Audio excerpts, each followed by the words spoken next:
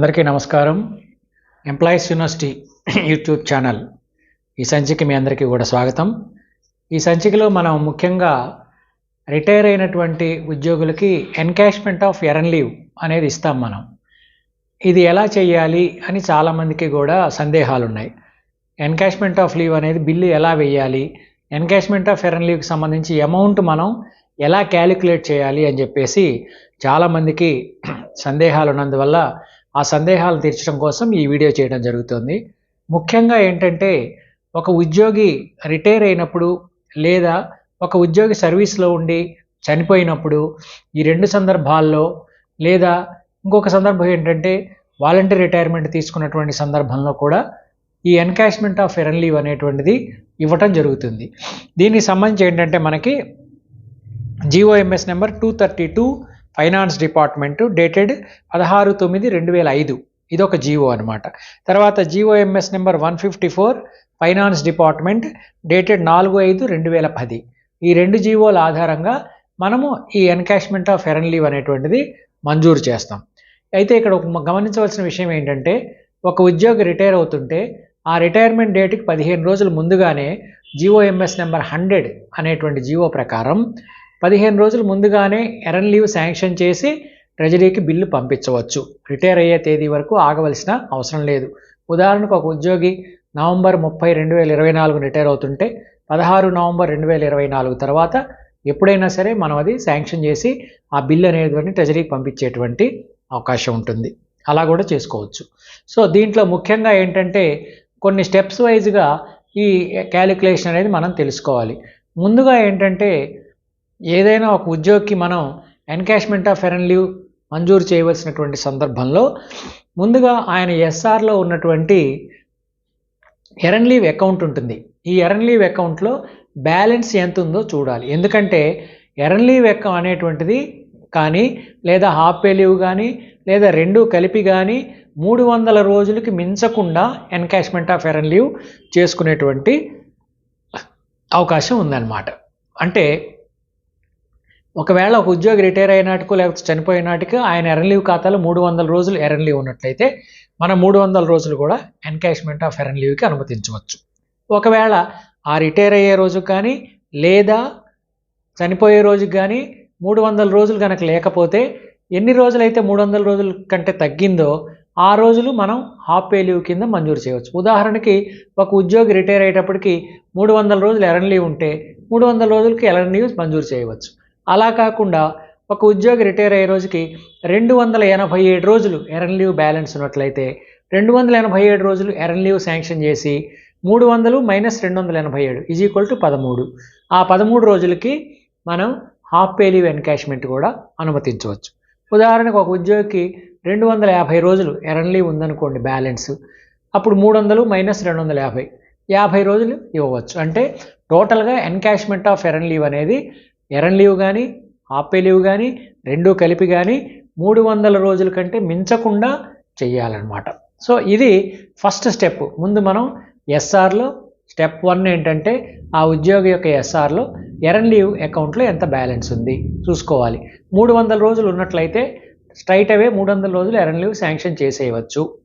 తర్వాత 300 రోజుల కంటే తగ్గితే ఎన్ని రోజులు తగ్గిందో గుర్తించాలి. గుర్తించిన తర్వాత అన్ని రోజులకి మనం హాఫ్ పే లీవ్ అకౌంట్లో నుంచి బ్యాలెన్స్ తీసి హాఫ్ పే లీవ్ అకౌంట్లో ఎన్కాష్మెంట్ ఆఫ్ ఎర్న్ లీవ్ కూడా అనుమతించడం జరుగుతుంది అన్నమాట. సో ఇది ఫస్ట్ స్టెప్. తర్వాత రెండవ స్టెప్ ఏంటంటే, ఆ ఉద్యోగి చేసినటువంటి సర్వీస్ ఎంతకాలం చేశాడో మనం క్యాలిక్యులేట్ చేయాలి. ఇది ఎందుకు చేయాలంటే, ఇప్పుడు రిటైర్ అవుతున్నటువంటి ఉద్యోగులు కొంతమంది ఉమ్మడి రాష్ట్రంలో అంటే 2/6/2014కి ముందు ఉమ్మడి ఆంధ్రప్రదేశ్ రాష్ట్రంలో కొంతకాలం సర్వీస్ చేస్తుంటారు.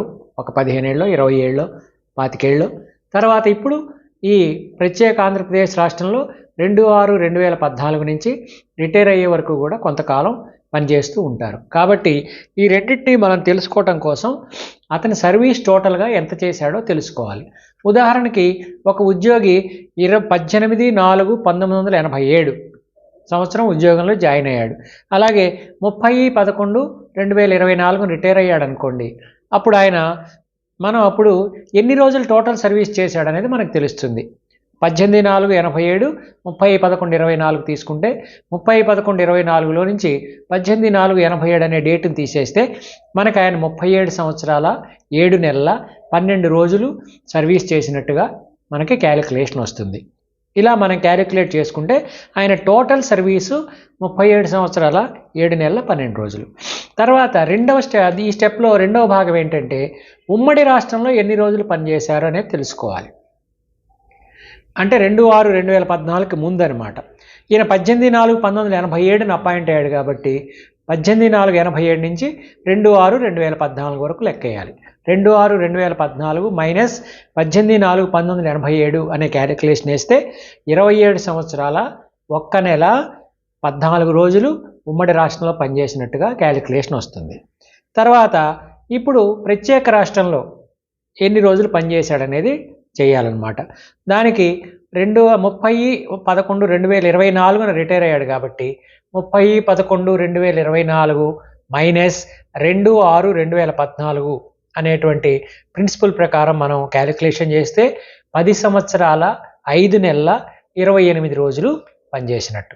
అంటే టోటల్ ఆయన సర్వీస్ 37 సంవత్సరాల 7 నెలల 12 రోజులు అయితే అందులో ఉమ్మడి రాష్ట్రంలో 27 సంవత్సరాల 1 నెల 14 రోజులు పనిచేశాడు. అలాగే ప్రత్యేక రాష్ట్రంలో 10 సంవత్సరాల 5 నెలల 28 రోజులు పనిచేశాడు. ఇలా క్యాలిక్యులేషన్ చేసుకున్న తర్వాత ఈ ఇయర్స్, మంత్స్, డేస్ని మొత్తాన్ని మనం డేస్లోకి మార్చుకోవాలి, రోజుల్లోకి మార్చుకోవాలన్నమాట. ఇప్పుడు 27 సంవత్సరాల 1 నెల 14 రోజుల్ని మనం డేట్స్లోకి మార్చుకోవడం అంటే సంవత్సరానికి 360 రోజులు తీసుకోవాలి, మంత్కి 30 రోజులు తీసుకోవాలి. ఇది ఫిక్స్డ్ అనమాట. ఒక సంవత్సరంలో 365 రోజులు రావచ్చు, 364 రోజులు రావచ్చు, కాదు. ఒక సంవత్సరం మీన్స్ 360 డేస్, ఒక 1 మంత్ మీన్స్ 30 డేస్ అనమాట. ఇలా మనం లెక్కేసినట్లయితే 27 సంవత్సరాల 1 నెల 14 రోజులు ఆయన ఉమ్మడి రాష్ట్రంలో పనిచేసిన దానికి 9,764 రోజులు సర్వీస్ వస్తుంది. అలాగే ప్రత్యేక రాష్ట్రంలో పనిచేసిన 10 సంవత్సరాల 5 నెలల 28 రోజులకి ఆయనకి 37/78 3,778 రోజులు సర్వీస్ వస్తుంది. అంటే టోటల్గా 13,542 రోజులు ఉద్యోగం చేశాడు. ఈ 3 ఫిగర్స్ మన దగ్గర పెట్టుకోవాలి. టోటల్ సర్వీస్ 13,542 రోజులు, ఉమ్మడి రాష్ట్రంలో 9,764 రోజులు, అలాగే ప్రత్యేక రాష్ట్రంలో 3,078 రోజులు. ఈ 3 పక్కన పెట్టుకోవాలి. ఇది రెండవ స్టెప్ అనమాట. ఇక మూడవ స్టెప్ వచ్చేసేటికి ఆయనకి ఎన్ని రోజులు ఇస్తున్నాం? ఇప్పుడు మనం అనుకున్న ఉదాహరణకి ఆయనకి 283 రోజులు ఎర్న్ లీవ్ ఉంది, 17 రోజులు ఆఫ్ పే లీవ్ ఇస్తున్నాం, మొత్తం 300 రోజులు ఇస్తున్నాం. ఇప్పుడు ఆయనకి ఎన్కాష్మెంట్ ఆఫ్ ఎర్న్ లీవ్ యొక్క అమౌంట్ ఎంత అవుతుందో క్యాలిక్యులేషన్ చేయాలి. ఇది మనకి వచ్చేటువంటి నెక్స్ట్ స్టెప్ అనమాట. ఫస్ట్ స్టెప్ ఏమో ఎర్న్ లీవ్ ఎంత ఉంది, ఆఫ్ పే లీవ్ ఎంత ఉంది, ఈ రెండు కలిపి ఎన్ని రోజులు ఎర్న్ లీవ్ చేయాలి, ఎన్ని రోజులు ఆఫ్ పే లీవ్ చేయాలి అనేది ఫస్ట్ స్టెప్. రెండవ స్టెప్ వచ్చేసి ఆయన టోటల్ సర్వీస్ ఎన్ని రోజులు చేశాడు, అందులో ఉమ్మడి రాష్ట్రంలో ఎన్ని రోజులు చేశాడు, ప్రత్యేక రాష్ట్రంలో ఎన్ని రోజులు చేశారని తెలుసుకోవడం రెండో స్టెప్.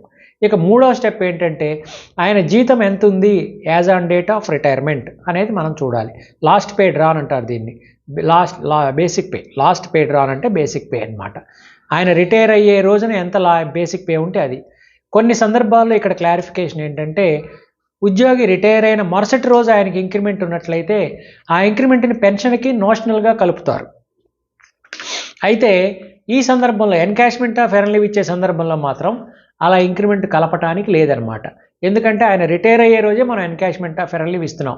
ఉదాహరణకు ఒక ఉద్యోగం 30/11/24 రిటైర్ అవుతుంటే ఆయనకి మనం ఇచ్చే ఆర్డర్లో is year by sanctioned 283 days of encashment earn leave and 17 days of half pay leave for the purpose of encashment as on 30/11/2024 అని శాంక్షన్ ఆర్డర్ ఇవ్వాలి. కాబట్టి 1/12/24 ఆయనకు వచ్చే increment encashment of earn leave sanction చేయడానికి మాత్రం తీసుకోకూడదు. రిటైర్ అయ్యే రోజున అంటే నవంబర్ నెలలో ఆయనకి ఎంత పే ప్రకారం మనం పే డ్రా చేసామో అదే పేగా తీసుకోవాలి. ఇలా తీసుకున్న తర్వాత ఆయనకు పే ఎంత వస్తుంది, డిఏ ఎంత వస్తుంది, హెచ్ఆర్ఏ ఎంత ఉంది, అలాగే సిసిఏ ఉంటే సిసిఏ ఎంత ఉంది, ఈ 4 వస్తాయి. కొన్ని సందర్భాల్లో సిసిఏ లేకపోవచ్చు, కానీ పే, డిఏ, హెచ్ఆర్ఏ కంపల్సరీగా ఉంటాయన్నమాట. ఇప్పుడు ఈ 4టిని కలుపుకొని టోటల్ అమౌంట్ ఒక 1 month గ్రాస్ శాలరీ ఎంతో కనుక్కోవాలన్నమాట. ఇలా ఈ గ్రాస్ శాలరీ కలుపుకున్న తర్వాత టోటల్ అమౌంట్ అనేది వస్తుంది. ఈ టోటల్ అమౌంట్ అనేటువంటిది మనకి గ్రాస్ శాలరీ అని వస్తుంది. దీనికి మనము మన 283 డేస్ ఇప్పుడు ఎర్న్ లీవ్ శాంక్షన్ చేస్తున్నాం కాబట్టి 283 డేస్కి ఎంత వస్తుంది అనేది మనం క్యాలిక్యులేషన్ చేయాలి. ఉదాహరణకి ఒక ఉద్యోగి ఇప్పుడు రిటైర్ అయ్యానికి 83,000 బేసిక్ పేగా ఉందనుకోండి పిఆర్సీ 2022లో.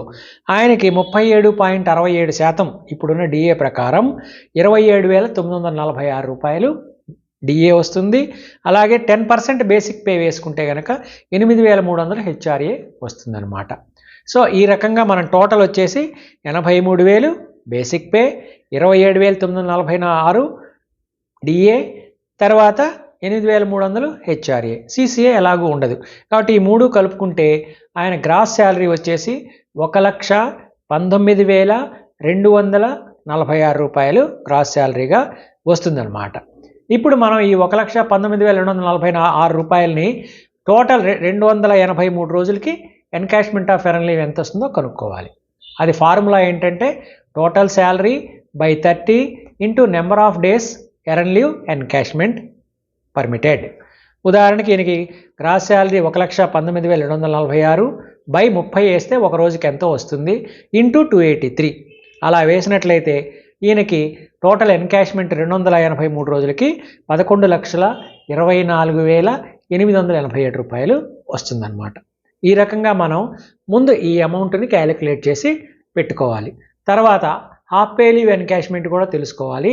అది ఎలా తెలుసుకోవాలి అనేటువంటిది వచ్చే వీడియోలో తెలియజేయడం జరుగుతుంది. సర్వే జన సుజనా భవంతు, సర్వే సుజన సుఖినో భవంతు.